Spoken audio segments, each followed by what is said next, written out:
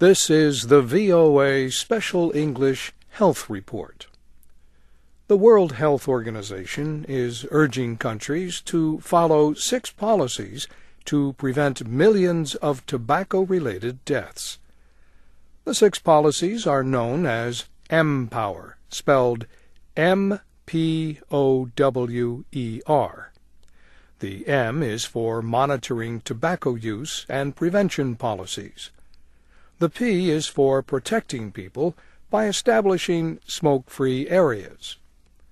O stands for offering services to help people stop smoking. W is for warning people about the dangers of tobacco. E is for enforcing bans on tobacco advertising and other forms of marketing.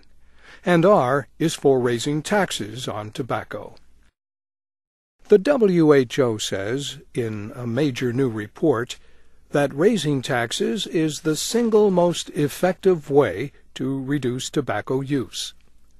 A study found that governments now collect an average of 500 times more money in tobacco taxes each year than they spend on control efforts. The WHO says tobacco now causes more than 5 million deaths a year. It predicts this number will rise to more than 8 million by the year 2030. By the end of the century, it says, tobacco could kill 1 billion people, 10 times as many as in the 20th century. The large majority of these deaths will take place in developing countries.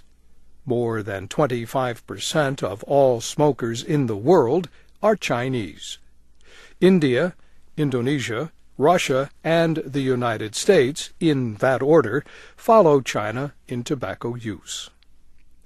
The WHO found that only 5% of all people live in countries with protections like national legislation on smoke-free areas or bans on tobacco advertising. 40% of countries still permit smoking in hospitals and schools. An international treaty on tobacco control came into force in 2005. Tobacco companies face increasingly restrictive marketplaces in many wealthier countries. The industry is now aiming at the developing world, especially young women. The report says large numbers of people do not yet know the dangers of smoking.